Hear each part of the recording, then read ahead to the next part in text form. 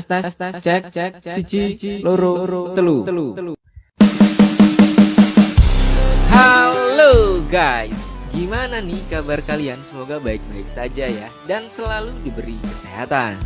Kali ini akan kembali merangkum film busuk yang pastinya bergenre penggenjotan. Film ini berjudul Meeting in Secret, rilis tahun 2014. Film ini menceritakan dua keluarga bertetangga yang ternyata suami dan istrinya itu sama-sama saling selingkuh dengan tetangganya. Ya pokoknya gitulah, susah dijelasin. Daripada kalian penasaran dengan alur ceritanya, silakan kalian simak video ini sampai habis. Duduk yang manis. Seperti biasa, siapkan body lotion, baby oil, dan balsam. Terakhir jangan lupa untuk like dan subscribe. Oke? Langsung saja. Di awal film diperlihatkan oleh sebuah keluarga yang tinggal di apartemen. Suaminya bernama Tamio Shibata dan istrinya Yumi Shibata. Jadi Shibata ini adalah nama marga keluarga ini. Tapi sepertinya keluarga ini terlihat datar dan kurang harmonis. Istrinya juga sering merasa terpaksa pada saat memberikan asupan kepada burung milik Tamio. Dan Tamio ini sering minta nambah saat main genjotan. Pada malam itu sebenarnya Tamio minta nambah untuk ronde kedua. Tapi Yumi menolak dan beralasan lelah dan besok harus kerja. Karena mungkin burungnya Tamio ini kurang greget kali ya. Dan dalam hati Yumi, paling rasanya gitu-gitu aja, gampang muncrat, gak kerosok. Oke, lanjut.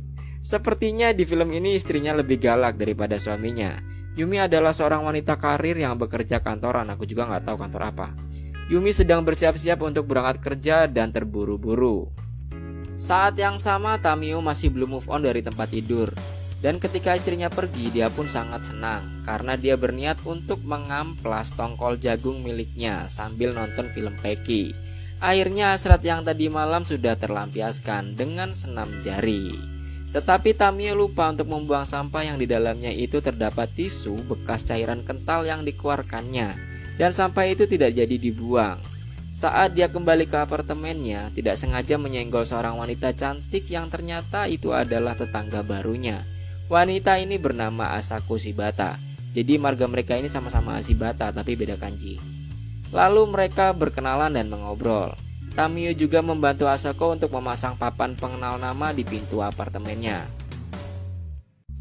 Ternyata Tamio ini bukan pengangguran, dia adalah seorang penulis dan hanya mengerjakan pekerjaannya di rumah saja. Tetapi hasil dari karyanya itu sampai sekarang belum ada yang terjual ke penerbit karena karyanya itu kurang menarik. Di situ Tamio masih terbayang oleh wanita cantik yang bernama Asako tadi. Dan saat Asako terjatuh, dia tak sengaja melihat cangcut istri tetangganya itu. Kemudian ada seorang kurir yang datang mengantar paketnya Tamio. Setelah menandatangani tanda terima, kurir itu memberikan satu paket lagi yang atas nama Shibata. Tapi ternyata kurir itu salah memberi paket karena dia mengira Shibata itu adalah Tamio. Yang sebenarnya itu adalah paket untuk Asako yang sama-sama marga Shibata. Dan isi paket itu adalah G-string. Lalu Tamio langsung membayangkan Asako sedang memakainya dan melakukan penggenjotan bersama suaminya. Kemudian Tamio mengantarkan paket itu kepada Asako. Saat itu Asako sedang teler karena minum figur di siang bolong. Tamio meminta maaf karena tidak sengaja membuka isi paket itu. Tapi Asako malah tertawa mendengar hal itu. Tak lama dari itu Asako muntah-muntah karena terlalu banyak minum. Kemudian Tamio masuk ke dalam berniat untuk membantu. Setelah merasa kondisinya membaik, Asako mempersilahkan Tamio untuk duduk dan mengajaknya minum. Tetapi Tamio tidak terbiasa dengan hal itu karena Tamio orang yang cupu. Asako menanyakan bagaimana pendapat tentang pakaian dalamnya itu, dan Asako curhat perihal keluarganya yang ternyata hubungan dia dengan suaminya tidak harmonis. Suaminya jarang di rumah sehingga dia kurang mendapat perhatian. Karena dari itu dia melampiaskannya dengan meminum figur yang sempat dilihat Tamio tadi malam saat Asako di halaman belakang apartemennya. Asako sudah terlihat teler berat. Tamio yang tidak tega melihat hal itu lalu merebut minuman itu dan meminumnya. Saat Tamio sudah tidak tahan dengan perdebatan itu, Tamio langsung menyosor Asako. Kemudian Tamio meminta maaf karena sudah kurang ajar. Lalu dia pamit pulang, tapi Asako langsung menutup pintu dan menguncinya, melarang Tamio untuk pergi. Lalu mereka pun melakukan olahraga ranjang, yaitu penggenjotan. Rusak cacah. Oke, lanjut. Saat Tamio di rumah, dia mendapatkan inspirasi dan langsung menulis tentang pengalamannya itu.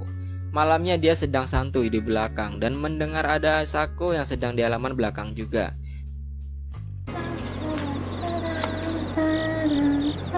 Tapi kali ini Asako tidak sedang meminum figur seperti malam sebelumnya. Kemudian Tamio memanjat pagar, lalu mereka pun menikmati malam dengan melakukan mantap-mantap di halaman belakang apartemen. Enak juga ya punya tetangga kayak gini. Esok harinya saat suami Asako berangkat kerja, dia pun kembali mengundang Tamio untuk mampir ke rumahnya. Wah, kok jadi keterusan. Dan tak lama kemudian Asako berkaraoke dengan singkong bakar milik Tamio. Lalu mereka pun berjoget di atas ranjang. Setelah mereka selesai bertani, Tamio berkata bahwa istrinya akan bertugas keluar kota. Dan ternyata suami Asako juga ada tugas di luar kota untuk beberapa hari.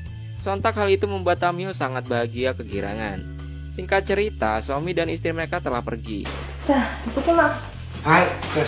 Dan konyolnya, Asako langsung mendatangi rumah Tamio dan mereka pun bermain keluarga-keluargaan tinggal dalam satu rumah.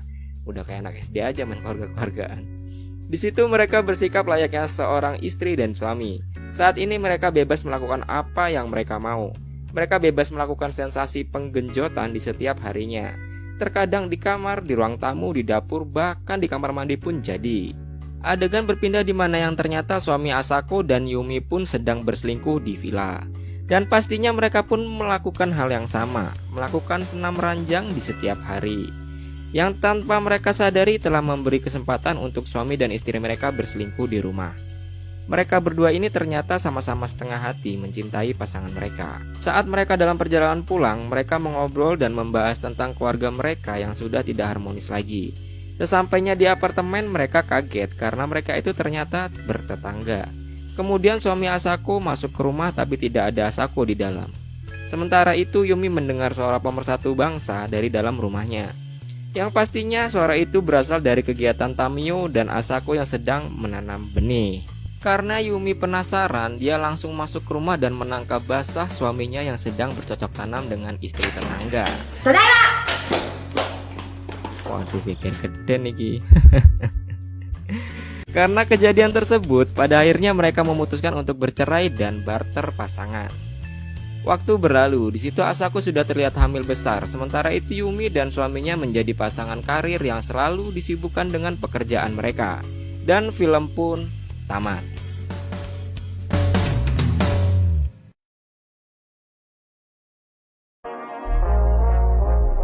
Pesan yang bisa kita petik dari film yang tidak patut ditiru ini adalah memberikan pelajaran kepada kita bahwa kehidupan rumah tangga itu harus saling melengkapi.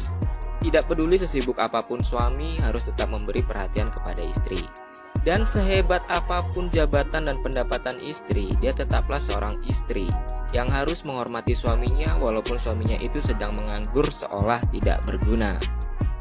Sekian video kali ini, semoga kalian terhibur. Terima kasih sudah menonton. Jangan lupa untuk like, share, komen, dan subscribe. Tekan gambar lonceng di bawah agar kalian tidak ketinggalan video-video terbaru selanjutnya. Oke.